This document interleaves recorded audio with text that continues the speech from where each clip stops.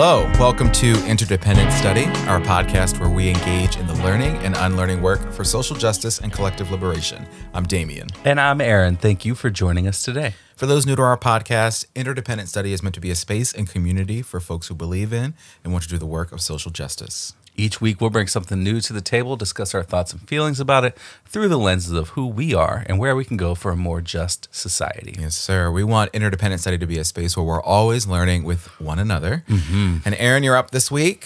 What have you brought to the table today? Well, I brought a book, but before we get started with our discussion about this excellent book. Yeah. I want to quickly mention the recent Supreme Court cases and acknowledge the way our legal systems continue to create harm for people who are already experiencing oppression. Yeah. Those decisions on affirmative action, LGBTQ discrimination, student loan forgiveness, and environmental regulations will have long-lasting effects that we'll likely feel for decades. Yeah. And they all exacerbate harm that's already being caused by the systems that we are struggling through.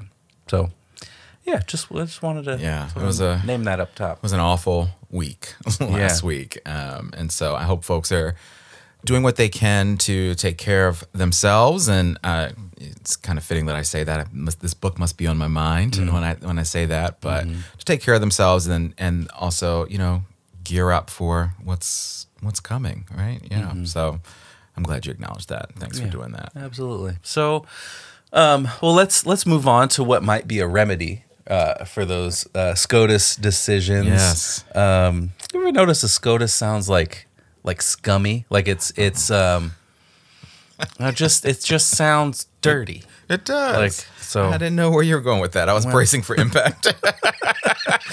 No, it just sounds. It does. It sounds like something you need to scrub out of the bottom of your shower. Yeah. And here we are. Yeah. Yeah. Kavanaugh. All right. Reminds me Gorsuch of that other also word. sounds. Reminds me of that other word I was thinking of. Let's go. All right. Well, I said this. I'm bringing a book. It's called Let This Radicalize You, Organizing and the Revolution of Reciprocal Care by Kelly Hayes and Mariame Kaba. It was published by Haymarket Books back at the end of May this year, so it's relatively recent. Very new, yeah. And this book goes through so many examples of organizing from folks who are on the ground doing the work, and Kelly Hayes and Mariame Kaba interviewed these folks for specific parts of the book, based on their experiences, their sort of expertise. Some of the chapters include Beyond Alarm Toward Action, Refusing to Abandon, Care is Fundamental, Think Like a Geographer, Rejecting Cynicism and Building Broader Movements, Avoiding Burnout and Going the Distance, and several more. I think there's 10 chapters total, and then two introductions, two conclusions, one from each author sort of independently. It's really just great. Yes. And you could tell from the subtitle that they center care for others and the self, that reciprocal care revolution. So it's really cool. They highlight how we're all connected, how we're all interdependent, and existing together in ecosystems in ways that we don't always see. So I'm going to quote Mariame Kaba from the introduction, from her introduction, where she says, "This book is your invitation to act in the best way that you know and to survive together." And there are so many lessons spelled out throughout the book that it might be, difficult to narrow this down to a succinct conversation. And we may have to come back to this book at some point. Yes, please. Because we could have a very, very long conversation about each chapter, I think. 100%. But yeah, what about you? What do you want to talk about from the book? Yeah, well, thanks for laying that out. This was just an incredible book. I loved it so much. I know, as soon as it came out, I think we were both just so eagerly excited to talk about it, to read it, to bring it to the podcast. Yeah, I've been waiting for this for months. Yes, right? I think without a doubt, Kelly Hayes and Mariame Kaba did such a wonderful job in sharing and infusing their experience and certainly their expertise into this book, while also weaving in and incorporating I think, the collective wisdom and experiences of just so many incredible activists and organizers as well. And so there's a lot to unpack here, a lot to talk about. I think that the storytelling and the ways in which the lessons from this book were shared and rooted in the practices of love and hope were so inspiring to me and provided just so much opportunity for us to learn and grow and to continue to do the work that I think is necessary for our collective liberation. So just great. I think the thing that set the tone for me for this book and guided me as I kept reading it was both of their respective introductions. I think they were great. I think the tone that was set was just this idea of how important it is to be radical now. Right. And that's obviously in the title of the book, but it's so apparent throughout the book as well. Mariame Kaba said this in her introduction, quote, "After all, these days, becoming radical isn't an impulsive dalliance. It's a leap toward allowing yourself to believe in the possibility of our collective survival and to believe that even if we don't make it, we are all still worth fighting for to the last breath." Yes. Right? Just so good. So this is... yeah, I'm excited for this. All right. So the opening chapter, Beyond Alarm Toward Action, really highlights the ways that I think effective organizing emphasizes connection. They talk about how our economic systems and other systems of oppression really create barriers between people based on manufactured fear, and organizing can be an antidote to that. Yes. Even I think if you think about these Supreme Court cases, in a lot of ways they could create some disillusionment, and I think disillusionment creates disconnection. Yes. And so that's kind of why I said it feels like a remedy maybe to those cases in some ways. So they say, quote, "What becomes increasingly possible in spaces where people experience belonging, imagine new ways of living, and practice those kindler, more just beliefs in relation to each other is the cultivation of hope. Because if we can experience other people as co-strugglers, not as competitors or fearful enemies, we can experience moments of justice, peace, and liberation. And in so doing, realize that these concepts are not fantasies, but realities that can be constructed." So beautiful. Yes. And you know, capitalism, white supremacy, patriarchy, imperialism all strip us of our sense of belonging in so many ways, and highlight individualism, right? And highlight that disconnection. And we can find ways to bring people together that subvert that sense of disconnection. And they highlight that when we can emphasize that connection, we can emphasize belonging and interdependence, we can begin to experience liberation. 100%. And then recreate that experience of liberation beyond the sort of that group or that interpersonal sense into sort of the systemic, and breaking down those systems of oppression to create something new based on what it is we've been doing together on a small scale. I love that. I think that's a great analysis of what, you know, they talked about in this chapter. And there's so much connection there, right, between what I had said earlier to this chapter, right? This idea that we're, you know, from the quote I said, we're all still worth fighting for to the last breath. Like, we're all connected on this planet. We're all connected in this work. We're all connected by... and two, unfortunately, in some ways, these systems of oppression, right? Yeah. These systems that are designed that are hurting us in so many ways. And so, you know, I loved how they emphasize the importance of our relationships to each other, and our need to care for one another throughout this book. That's so great. I highlighted so much in that chapter alone. There's so much in that chapter that I think resonated with me, and sort of why I feel like this work is so important. You know, I mentioned storytelling before, and the importance of storytelling was made pretty clear in this chapter, the Beyond Alarm Toward Action chapter. Yeah. There were lots of stories shared in it around the timeline of the organizing work and the fight for reparations in Chicago in response to sort of the awful police torture by the Chicago Police Department from the 1970s to the early 1990s. Yeah. And I think I really just appreciated how they talked about the role that storytelling told in that fight. They shared some great wisdom about storytelling, right? They talked about how it's certainly important for organizers to help move people into action by centering storytelling in facts and truth, but they also reminded us how that isn't always enough to get people on board, right? Yeah. Especially in today's world where we're just bombarded with atrocity after atrocity, right? You talked about the Supreme Court decisions right at the top of this, right? So they shared how it's also important to make sure that those facts and that truth sharing are paired with personal stories, right? That storytelling is a two-way street, right? As we talk about developing relationships with people, it's important to hear all sides of stories, to hear everyone's story. And then he also talked about how storytelling and the work necessitating that storytelling needs to involve political education, right? And opportunities for folks to see themselves in the work and get involved, right? And so to me, there was just wisdom after wisdom dropped in this chapter that I think we can all use in our continued work. Yeah, I love that emphasis on storytelling. And then there's so much, as you said, great wisdom in the thought process on how do we motivate people into action. We can't just do that with facts. There has to be, there's more than that. In the same way that you can't change somebody's mind just with facts. Like, absolutely. There is more to it than that. Right. I want to jump to chapter 8, which is called Hope and Grief Can Coexist. And this chapter dives into, I think, a few concepts of how we can grieve for what's happening in the world around us, while we also cultivate hope in our actions, our communities, our work together. And it offered an insight I want to talk about for a bit.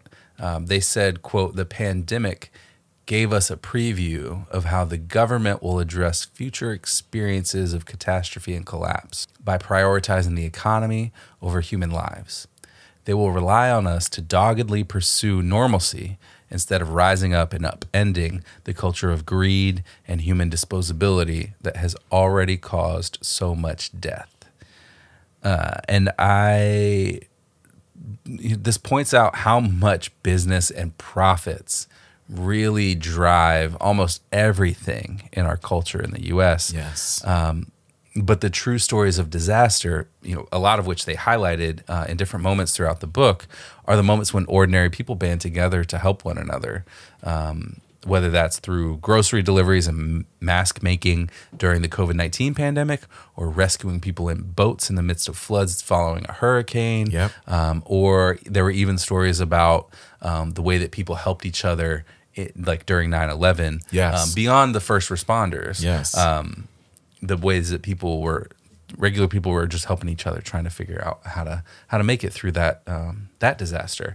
So, the ways that we connect, I think, create hope in moments that feel hopeless. Yes.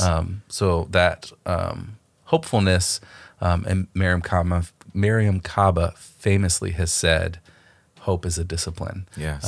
And so I think that's that work that we do together, that the sort of spark of connection creates that hope and creates the ability for us to continue to practice hope. Yeah, and I didn't write this down. I love that. But in one of the chapters, actually probably in multiple chapters, many of the organizers talked about how important it is to take moments and sort of experience that hope and to live in that hope, right? To pause and to look around at what's happening and sort of take that in, right? And so even in those dark moments in our history and those atrocities and those tragedies, right? When mutual aid is happening, when folks are banding together to take care for one another, it is beautiful to see that, right? And to experience that.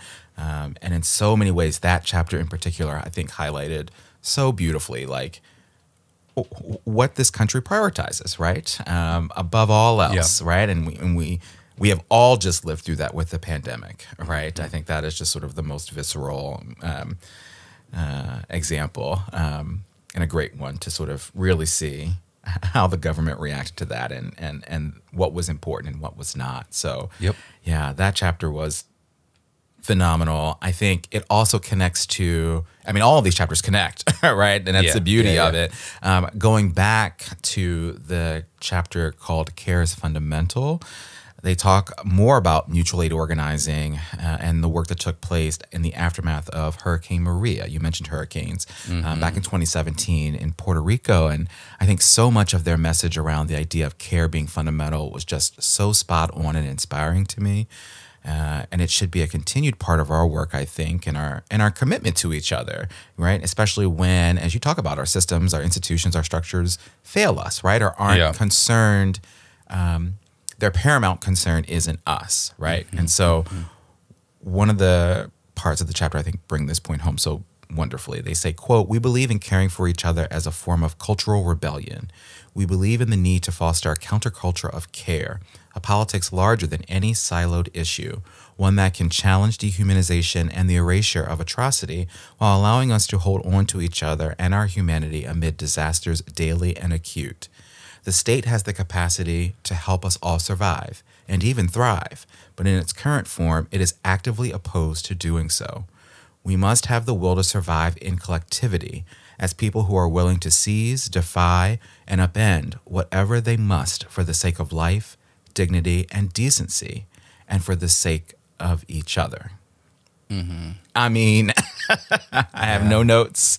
If I was their editor, I'd be like, put that on the back cover of the book. Like, that's it, right? That, I think, summarizes really everything we talked about, right? Everything that you and I pulled from this in this, hopefully one of many times we talk about this book, because it's just so good. And we've only scratched the surface here. But I don't know. To me, there's so much beauty in these words and so much hope, as you talked about, in these words and ways that and I don't know, energy that gives me hope for the continued work that we're going to do. Yeah, absolutely. Well, I think we'll just wrap it up there. We'll just close with that. It was good. Yeah. No, let's move. We'll talk about application. Yes, please. Feels like a good way to shift. So how does this book apply to our day-to-day lives? There's so many lessons in this book, as we've said, I think, a few times already. There's so many lessons that are great candidates for application. I think so much of this book for me felt like ways to demystify organizing work into small pieces of actionable process. And as we've said here a few times, I believe you don't have to do it all to be in it. You don't have to know how to lead the defense committees that they write about. You don't have to be the one to plan the direct action moment. You don't have to be the person who's in front of the microphones, in front of the cameras. You can be the person who is developing community and shared sense of belonging. You can be the person sort of managing stuff in the background. Like there's all ways that you can plug into this work. You can be the person welcoming people into the space. Like how important it is to walk into an organizing space and to be welcomed, right? And thanked for being there and shown where the restrooms are. And, like all of that is important. It's so important. So yes. So there's all of these ways that I think are, there's so much room for so many people to be in it. I want to pull a small section from the chapter called Think Like a Geographer, which is actually a quote from Ruth Wilson Gilmore. But to give it some context, the chapter talks about how place is more than just a physical location. It's also about the people and the relationships they have with each other and with the physical location itself. She says, quote, "It occurred to me, 20, 25 years ago, to realize that freedom is a place. That it's not like a destination, it's the place that we make." And I think that's a beautiful piece of application. We make freedom where we are and who we're with. We make freedom when we jump into that organizing and bring the skill sets that we have to that work. And we have to contend with the larger systems, but our freedom places that we create do that. They're a practice for a future world beyond the systems of fear and destruction and separation that we know now and are experiencing now. Oh, I love that. They're a practice for the world we need, right? And the world we may not know right now or can recognize right now. I love that. That's great. And I mean, really, any connection and ability to quote Ruth is great application. That's awesome.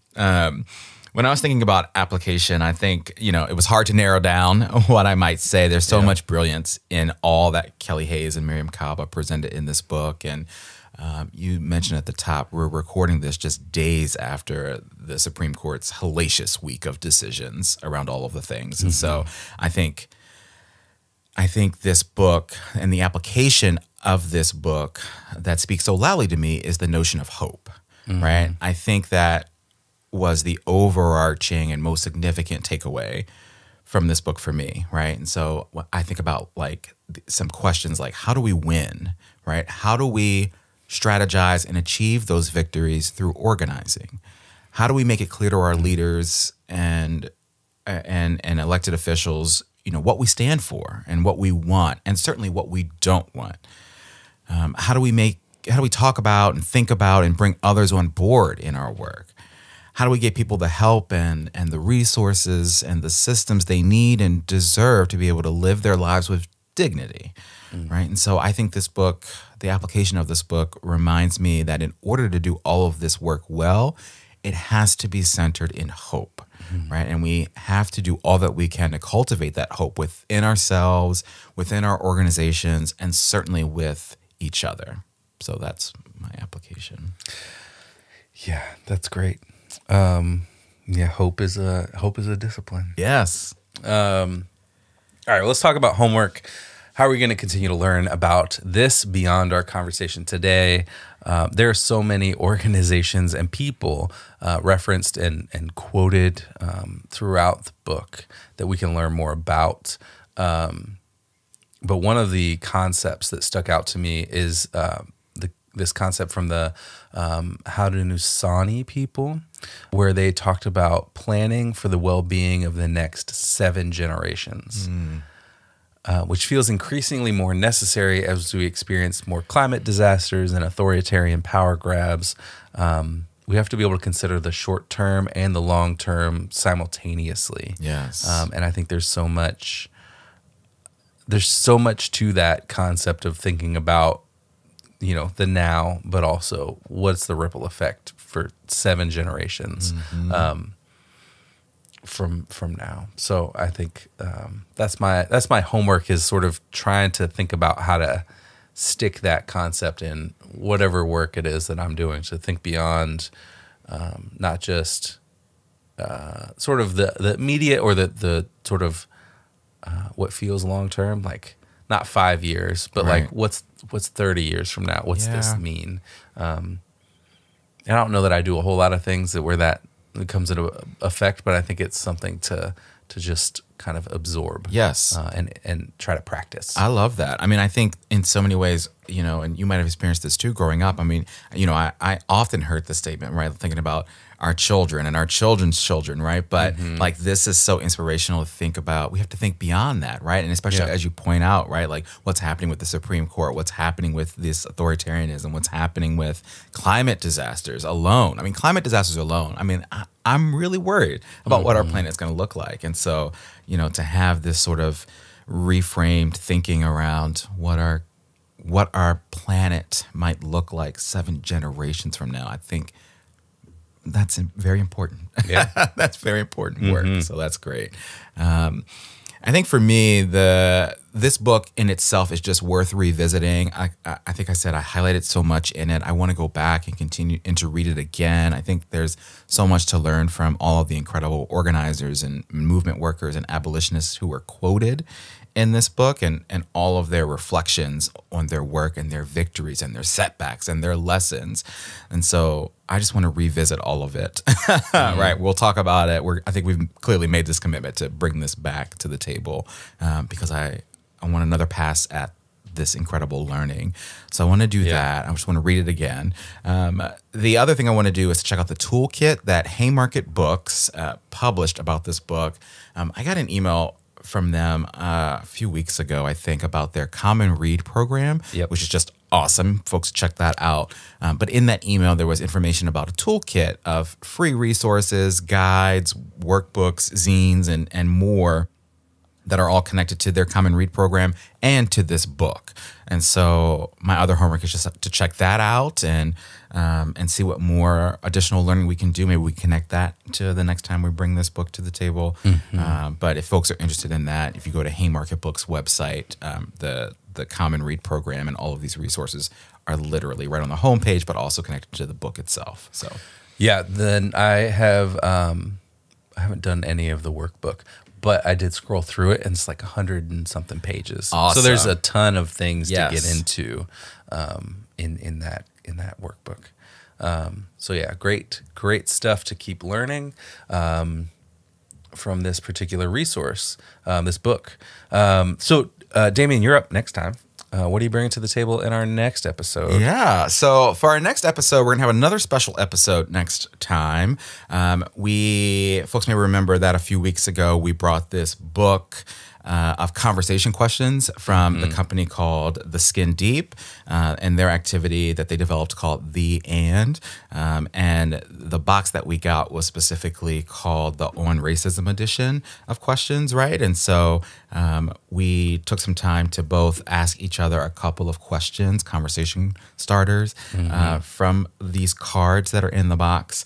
And just took time kind of having a conversation about that and answering the questions that each of us presented. And so I think we both really enjoyed that. And so we're going to do it again for our next episode. And so it's also I was reading some of the cards and kind of really thinking about it as I was trying to think about maybe what cards I might pick for you, Aaron. And I was reminded that you can not only do this with a partner, but you can do this in a small group, and you can also do it solo. Lots of great application of this toolkit, if you will, this resource. And so I'm excited to have another sort of one-on-one personal conversation recorded on a podcast as we do with you about and using this activity. Yeah. Yeah, me too. I'm excited to do that again, revisit that I don't know what to call it. Like it's like a giant deck of cards. Yes. With conversation starters on them, or it's not even really conversation starters. That feels a little demeaning's not the right word, but no. like it's not. It's more than that. That feels like at a party, right? Conversation like, starters. Look, I got some table topics cards. It's like, well, that's not really what it is. It goes deeper than that. Yeah, absolutely. So that's next episode. But that's it for now. So with that, we want to thank you for joining us today and for listening to Interdependent Study. You know what I'm going to ask you to do here, but in case you forgot, please follow, leave a rating and review, share our podcast with the people in your life, follow us on social media, including TikTok. Check us out on YouTube and sign up for our email list to get notified about any new things we got going on behind the scenes. Absolutely. Thank you so much for listening. And remember, it's not about us, but it is about us. And we'll talk to you next week.